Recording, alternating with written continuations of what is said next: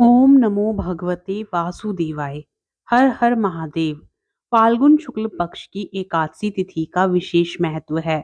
इस एकादशी को रंगभरी या आमलकी एकादशी के नाम से जाना जाता है। रंगभरी या आमलकी एकादशी महाशिवरात्रि और होली के बीच में पड़ती है। रंगभरी एकादशी के दिन भगवान श्री विष्णु के साथ साथ देवों के देव महादेव और माता पार्वती जी की भी पूजा अर्चना की जाती है। आज के दिन काशी विश्वनाथ मंदिर में भगवान शिव और देवी गौरी की विशेष पूजा की जाती है और इस दिन भगवान विष्णु और आंवले के पेड़ की भी पूजा की जाती है। आमलकी अर्थात आंवले का ही एक नाम आमलकी होने के कारण इस एकादशी का नाम आमलकी एकादशी है।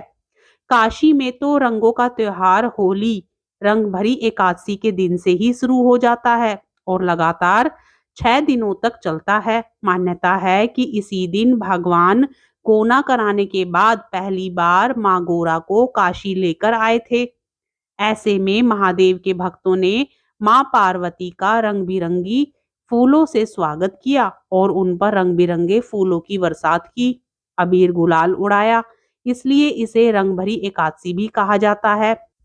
पद्म पुराण के अनुसार इस दिन भगवान विष्णु माँ लक्ष्मी जी के साथ साथ आंवले के वृक्ष की पूजा का भी काफी विधान है, क्योंकि इसी दिन सृष्टि के आरंभ में सबसे पहले आंवले के वृक्ष की उत्पत्ति हुई थी।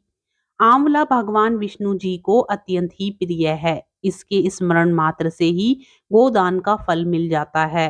स्पर्श करने से 2 गुना और आंवले का फल खाने से 3 गुना फल प्राप्त होता है।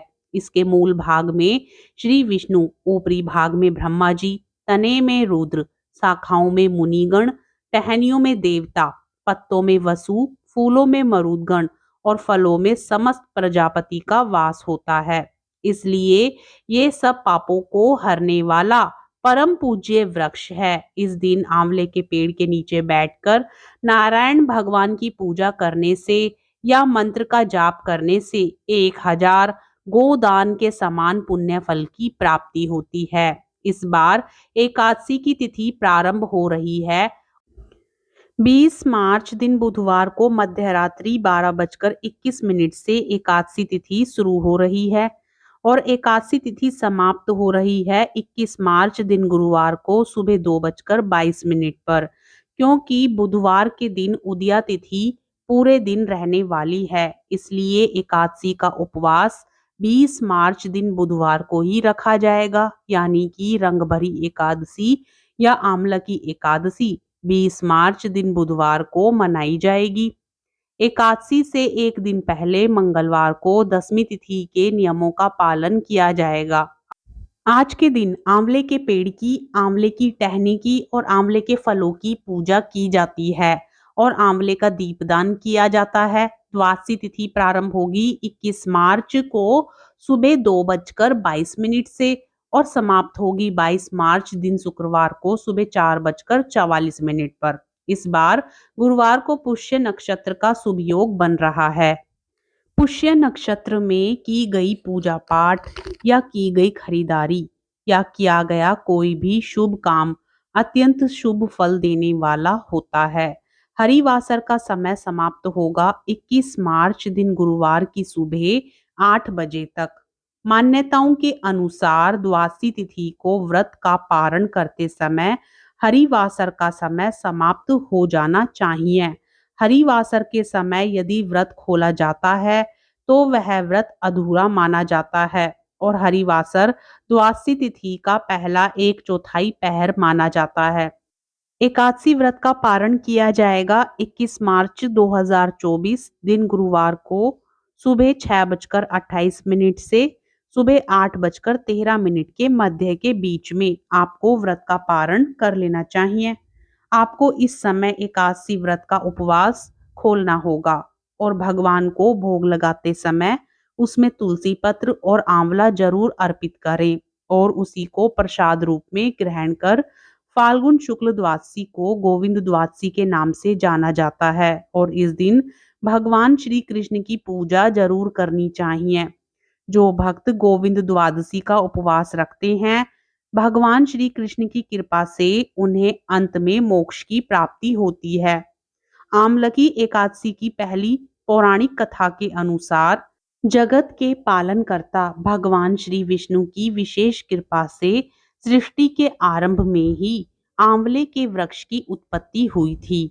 विष्णु जी की नाभि से ब्रह्मा जी की उत्पत्ति हुई थी। एक बार ब्रह्मा जी के मन में स्वयं के बारे में जानने की जिज्ञासा पैदा हुई कि वह कौन है, उनका जन्म कब और कैसे हुआ।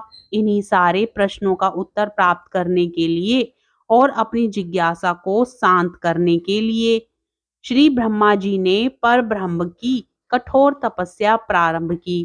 तब ब्रह्मा जी की तपस्या से प्रसन्न होकर पर ब्रह्म श्री विष्णु प्रकट हुए। अपने सामने साक्षात श्री विष्णु जी को देखकर ब्रह्मा जी की आंखों से खुशी के आंसू बहने लगे। ब्रह्मा जी की भक्ति भावना से भगवान श्री विष्णु बहुत प्रभावित हुए और तब ब्रह्मा जी के आंसुओं से आंवले का वृक्ष उत्पन्न हुआ। तब श्री विष्णु जी ने ब्रह्मा जी से कहा कि आपके आंसुओं से उत्पन्न आंवले का वृक्ष और आंवला मुझे अत्यंत प्रिय रहेगा, और आमलकी एकादशी के दिन आंवले के वृक्ष की जो भी व्यक्ति पूजा करेगा उसके सारे पाप नष्ट हो जाएंगे और अंत में उसे बैकुंठ धाम की प्राप्ति होगी।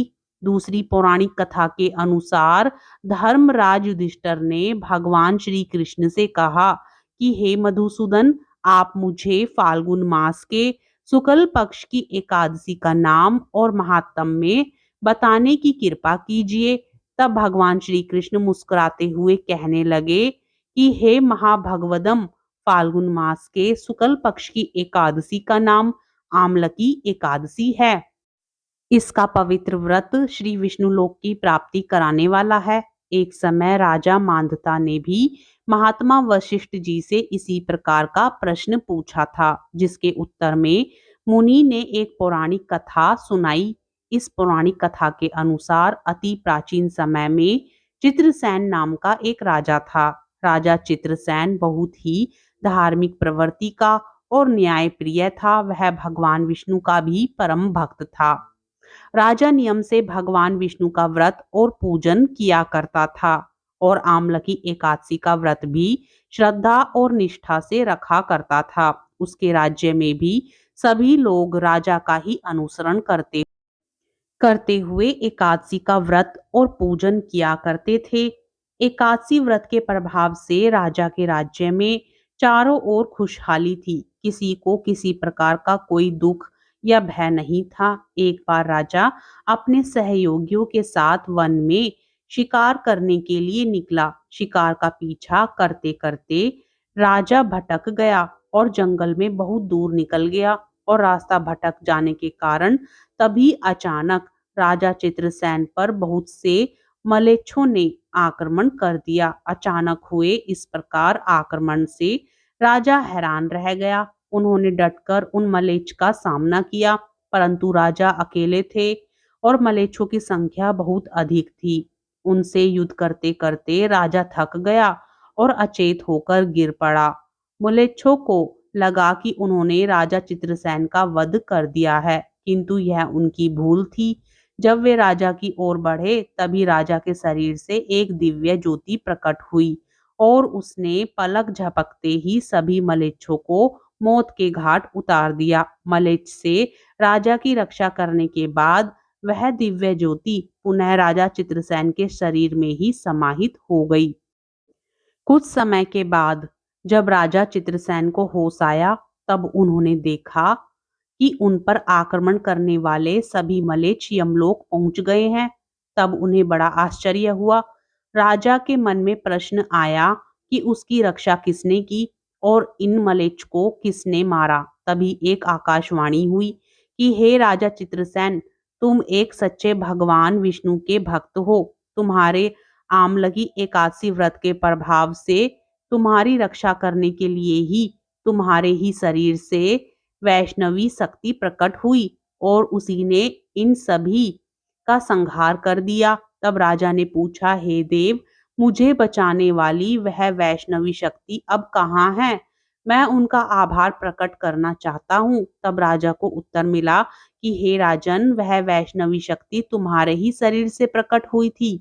अब वह पुनः तुम्हारे ही शरीर में विलय हो गई है। तब राजा प्रसन्नता से वापस अपने राज्य को लौटकर आया और उसके बाद उसने पूरे राज्य में घोषणा करा दी कि हर कोई आमलकी एकादशी का व्रत विधि विधान से करे और इस दिन भगवान विष्णु का पूजन और रात्रि में जागरण भी करे। इस व्रत के प्रभाव से भक्तों के सभी दुख दूर हो जाते हैं, उनके शत्रुओं से उनकी रक्षा होती है। संपूर्ण तीर्थों के दर्शन से जो पुण्य प्राप्त होता है और सभी प्रकार के दान देने से जो फल मिलता है, वह सब आंवलकी एकादशी का उपवास करके द्वादशी तिथि को आंवलों का दान देने से बड़ी आसानी से प्राप्त हो जाता है। यह थी आज की वीडियो। उम्मीद है जानकारी आपको पसंद आई होगी। अगर वीडियो अच्छी लगी हो तो लाइक करके चैनल को सब्सक्राइब जरूर करें और कमेंट बॉक्स में श्री हरि विष्णु भगवान की जय, एकादशी माता की जय जरूर लिखें।